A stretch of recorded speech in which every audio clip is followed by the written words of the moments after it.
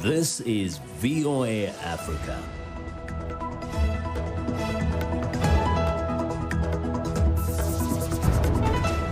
Hello, I'm Esther Githui-Ewart. It's Thursday, April 16th. This is Africa 54. Due to the global outbreak of COVID-19, Voice of America is taking every necessary precaution to safeguard its employees. So our broadcast will look a little different today and in the near future, as we, out of an abundance of caution, reduce our staffing at our VOA headquarters here in Washington. We're working to help keep you informed about what's going on, and we appreciate you staying with us on Africa 54. U.S. President Donald Trump says the U.S. is investigating to determine whether the deadly global coronavirus originated from a laboratory in Wuhan, China, but China is refuting that claim. The nation's foreign ministry said Thursday the World Health Organization has on multiple occasions detailed that there is no evidence that COVID-19 was made in a Chinese lab. The coronavirus has infected more than 2 million people worldwide, and the United States is the worst hit country with over 640,000 cases of COVID-19. Now to Africa, where millions of people are facing the possibility of hunger as cities across the continent impose coronavirus lockdowns.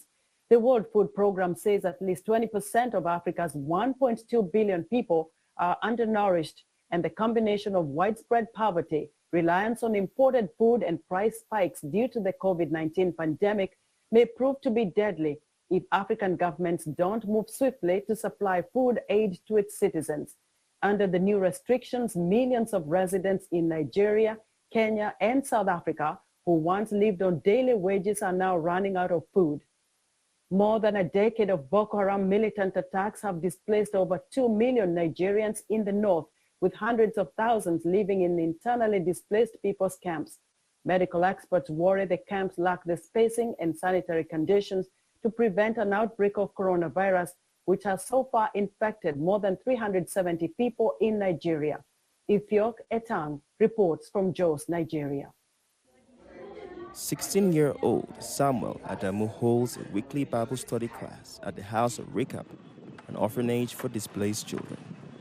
Adamu himself has been an internally displaced person since 2014, when Boko Haram militants invaded his hometown in Goza.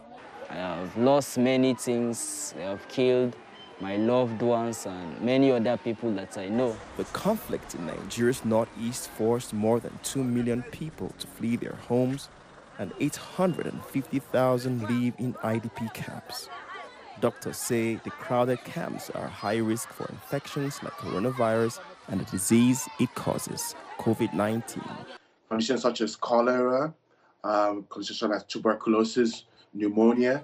And if you put that in the context of the current pandemic in the world right now, which is the COVID-19, that would be a perfect breeding ground for this illness. Aid workers say improving sanitation in the camps is a challenge. For us to ensure that people actually practice regular hand washing, we need to have hand washing stations and soap, installed and distributed at every location, almost in all the strategic locations, including camps. So, and with the current, funding, we may not be able to achieve that because already the funds have been earmarked for some other interventions. Nigeria's restriction on movement and business to curb the coronavirus has increased demand for food aid in the camps, while the coronavirus pandemic has raised fears among IDPs on how they will cope. We need hand sanitizers, we need buckets, for us to be able to wash our hand, like hand basins or face masks, so that we'll be able to prevent ourselves from this COVID-19. Meanwhile, Nigerian authorities say they are working with the United Nations and other partners on emergency coronavirus prevention plans for IDPs and other vulnerable communities. Ifiok Etang for VOA News, Jos, Nigeria. South Africa's quick move to implement a strict national lockdown seems to be slowing down its coronavirus infection rate, according to scientists. One of the country's doctors at the forefront fighting the disease is Dr. Tahira Hassim. a gynecologist who is also volunteering for the disaster response NGO Gift of the Givers. Marisa de Clark brings us Dr. Hasim's story told in her own words. My patients look at me petrified. When they sit in front of me, they ask me, "Doctor, are you not afraid?" I look at them in my heart of hearts. I am so afraid, but I have to give them a reassuring face. After my day in the rooms, I then rush off to the Gift of Givers testing station at the Wits University, where I am frontline once again. I'm involved in testing patients who arrive in their cars, and these are patients that are most likely positive or have been exposed. I was once asked, "Why do you do this?" This is completely different to other mission work, and my answer would usually be to save lives. But with this, I don't know. I really don't know. All I can say is that I have to put my anxieties one side, I have to put my family aside, and we all have to do what we can. In my hospital, we only have 20 ICU beds, and from what I've read is that 80% of ventilated patients die. So my question is, should we get more ICU beds or should we get more ventilators? But then at the end of the day, are we keeping those patients alive for 10 to 20 days who are ultimately going to die and exposing our staff and using our limited resources? That's where the ethics comes in. One of my patients came to the rooms and she wanted to bring me flowers. And she said to me that it would be better to give me these crinkle paper flowers because they don't die. Fresh flowers die. And she believes that the coronavirus wouldn't kill me because those flowers that she'd give me wouldn't die. And these flowers are my beacon of hope. Amid the global coronavirus pandemic, the Democratic Republic of Congo is reporting 3 new cases of Ebola, including 2 deaths. The reveal has ended hopes that the second deadliest outbreak on record was near an end. Neka Chile reports.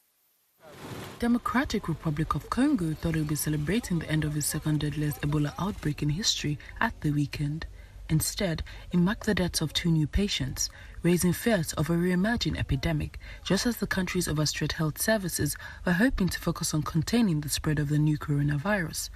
The first death was reported on Friday, a 26-year-old electrician in the eastern city Beni. 2 days later, the World Health Organization announced the second, this time an 11-month-old girl. And then on Monday, a third case, a 7-year-old girl.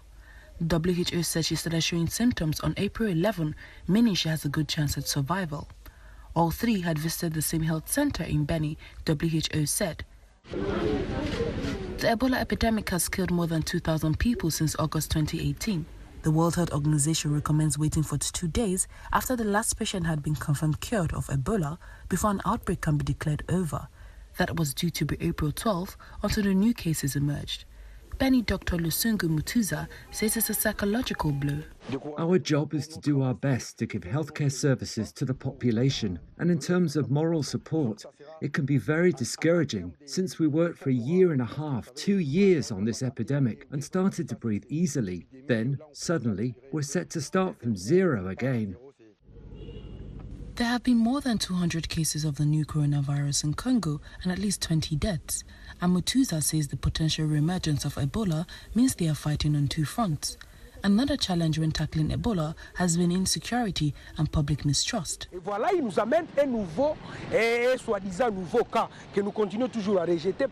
This Beni resident says they, quote, reject the news of this so-called new case. However, the new cases do not necessarily mean the virus will spread out of control again, as flare-ups and one-off transmissions are common at the end of Ebola outbreaks.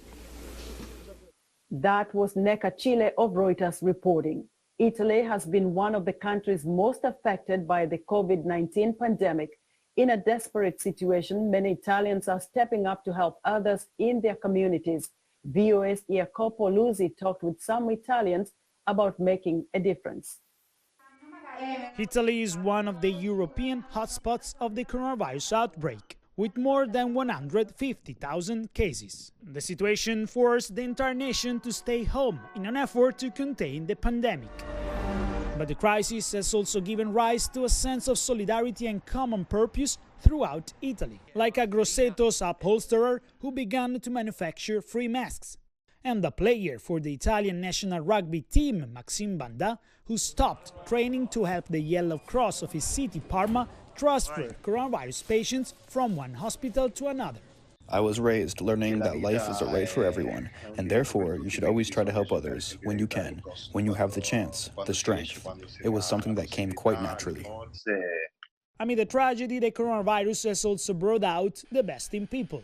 Cristian Fracassi, an engineer from Brescia, one of the most affected areas in Italy, began to make valves for ventilators in emergency hospitals with a 3D printer, and then to convert diving masks into respirators for patients. I think it all started out of necessity. When you're in an emergency, it makes your brain work as hard as possible to find simple, but above all, immediate solutions.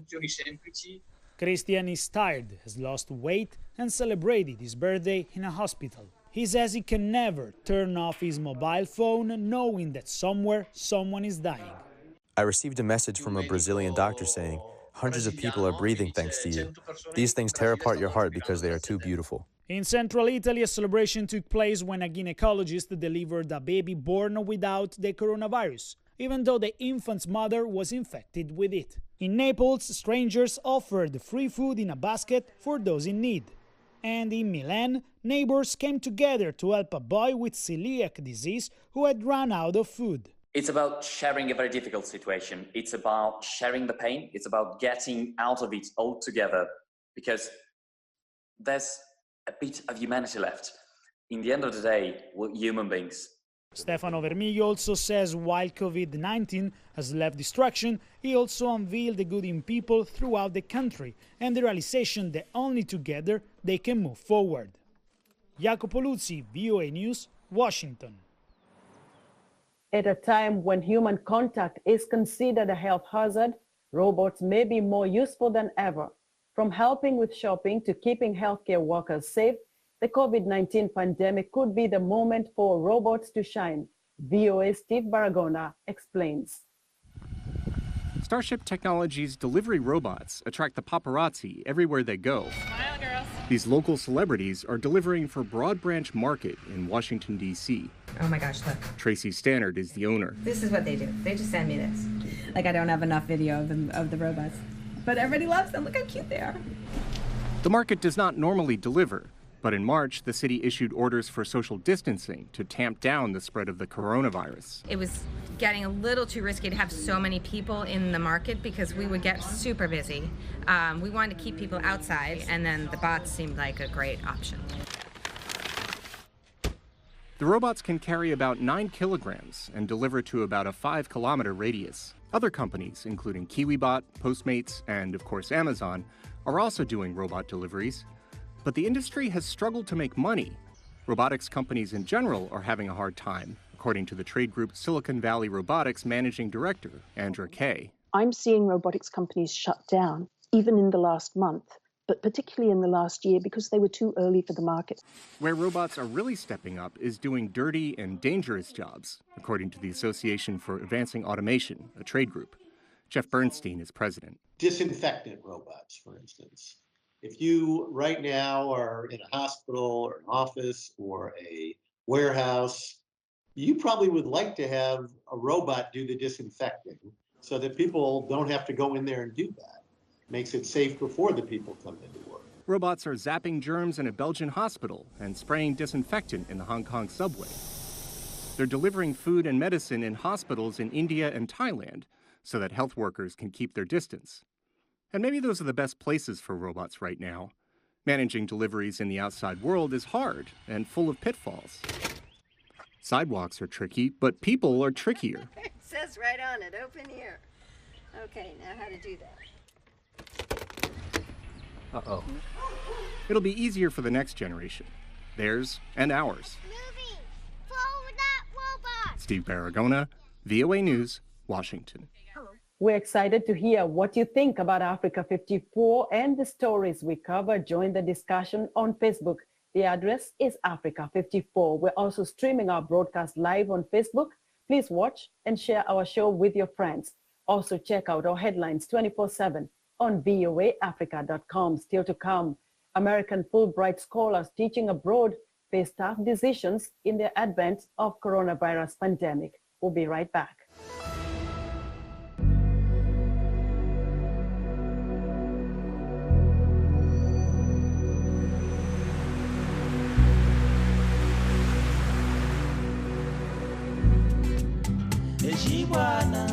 Chibwana chimalata, chibwana chimalata, ukakhala pabwino boyipa pamayitana. Chibwana chimalata, ukakhala panchito ulova umakodola. Chibwana chimalata, ukakhala pabanja umbeta umayitana.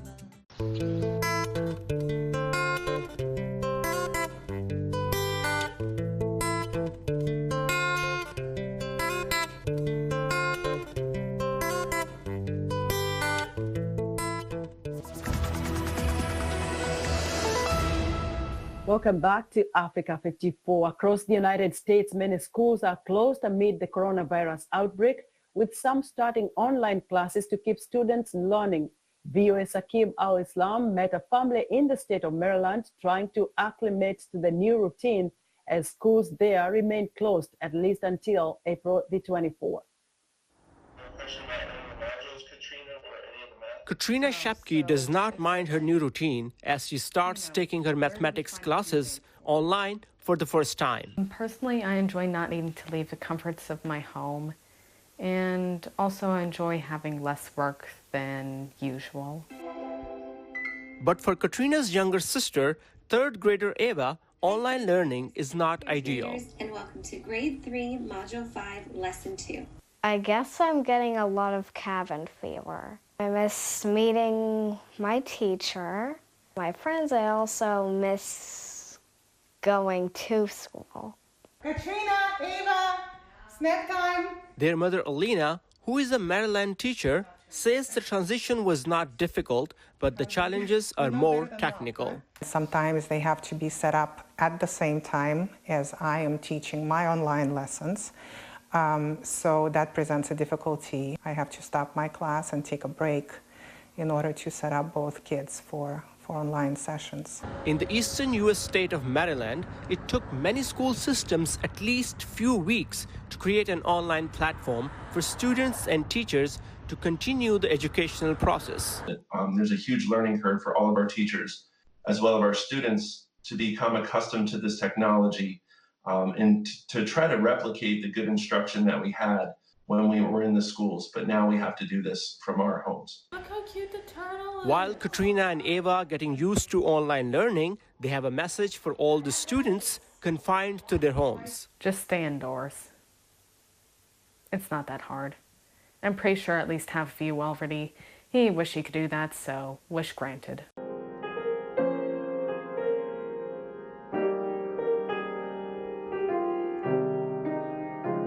We should keep on learning online and keep on washing our hands and find somehow to stay entertained. Checkmate. Teacher Ryan Menk says Maryland school systems are not only providing meals for their students, but also making sure they have access to laptops and Wi-Fi hotspots so that they can keep their education on track during the shutdown. Sakib Al-Islam, VOA News, Maryland. For Joe Biden, the presumptive U.S. Democratic Party nominee for president, selecting a running mate during the coronavirus pandemic is taking on even greater importance. VOA's Bran Pardon explains.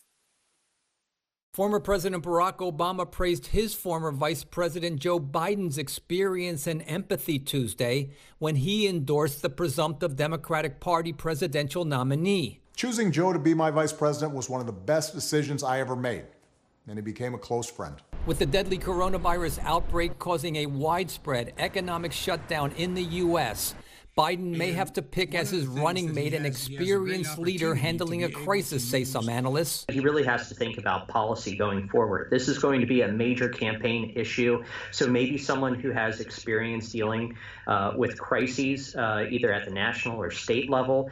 At 77 years old, Biden has said his age also underscores the need for a vice presidential candidate capable of immediately taking over, and he has pledged to name a woman as his running mate. No country can succeed economically in the 21st century by continuing to keep their women behind.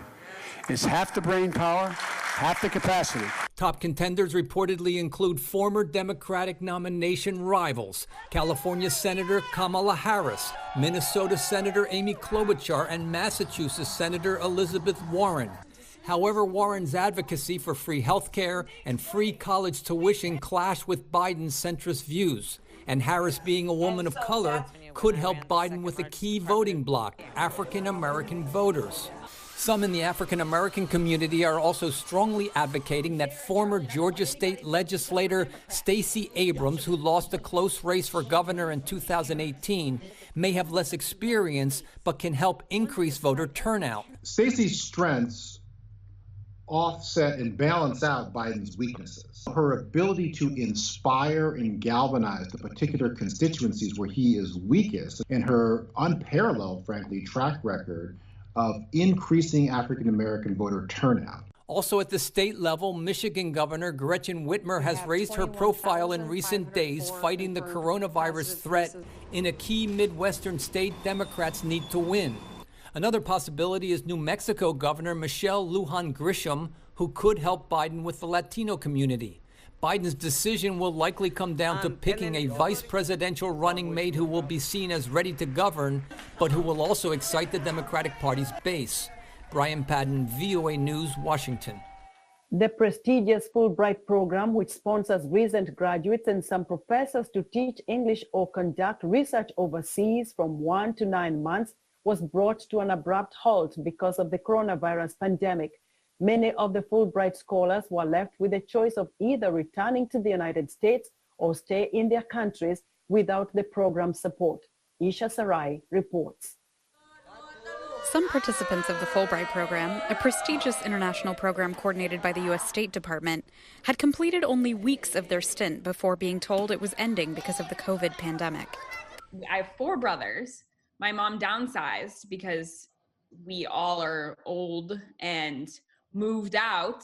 And then now to have to come home and live in her tiny retirement home, there's no space for us. But some, because of dire personal circumstances, were able to stay abroad. I don't have a great relationship with my family back home. It's not really a great place to be. So kind of honestly through tears over the phone with somebody at the embassy and the people here, I was mental health wise, this is a much better place for me to be than going back home. But the State Department canceled the program in March, roughly 8 months early for most participants. These Fulbrighters had to scramble to get on a plane home. Some wished they could have left even sooner. I am a little bit disappointed with the State Department because I think they waited too long. So that, and especially for Fulbright, that, we had to fly home through Europe. And so that was late for that. Things had already blown up in Italy, and I was pretty uncomfortable. In an email to VOA, a Bureau of Educational and Cultural Affairs spokesperson said that beginning February 28th, it repeatedly urged and offered assistance to American Fulbright participants to depart from overseas and return home. But many Fulbright scholars say they didn't receive messages to consider leaving until early March. The following weeks were full of rapidly changing guidance and panic, they say. March 11th, we get a text or an email that's saying, hey, we pretty much recommend that you don't travel for spring break. But then 2 days later, they sent another message that was we strongly encourage you to get out of the country now. So the mood just changed really, really, really fast. Participants are now considered alumni and will receive the title of Fulbright as well as the stipend through June. But beyond finding new homes and supplemental income, Fulbrighters say they're most disappointed that they couldn't finish their projects. it's much more important for me to have the experience and like actually do the research and make great connections with the people here than it is to write Fulbright alumni on my resume. But other Fulbrighters say they don't fault organizers and the State Department. It's a pandemic. Everything changed. And so I give a lot of breaks to, everybody. A decision had to be made. Whether they are looking for jobs in the United States or in their adopted country, Fulbrighters have had to change their career plans for the rest of the year. Isha Sarai, VOA News, Washington. Amid the coronavirus pandemic, federal agents on the U.S. borders, at ports and in postal facilities are not letting up their guard against another dangerous killer, the artificial opioid, fentanyl. It's cheaper and up to 100 times more powerful than heroin.